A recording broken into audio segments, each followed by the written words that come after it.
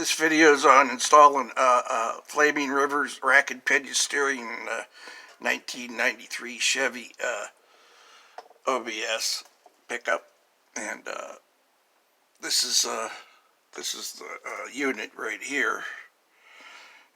Comes with this bracket, some mounts where the steering box was.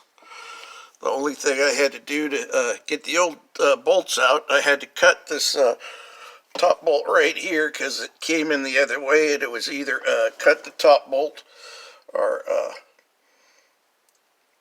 take the inner fender out. I chose just to cut the bolt in half, and I just used my plasma cutter and cut her up. And took the sway bar out because it's pretty heavy, and I'm pretty old, so it makes it a lot easier to get in. Taking the sway bar out, you don't got to manipulate it around the sway bar. Tie rod ends fit in real good.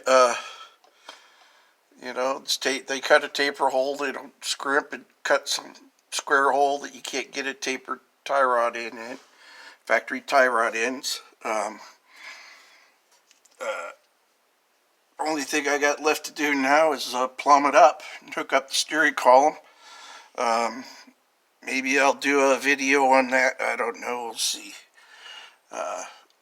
Other than that, it went pretty well. I had to reclock it a little bit, though, to get the steering column to... before you do your final bolt up, I would suggest mocking up your steering U-joint column, making sure it clears everything. If you got headers or something like that, you want to make sure it clears.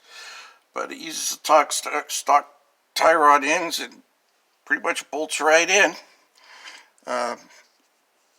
Maybe I'll do a video on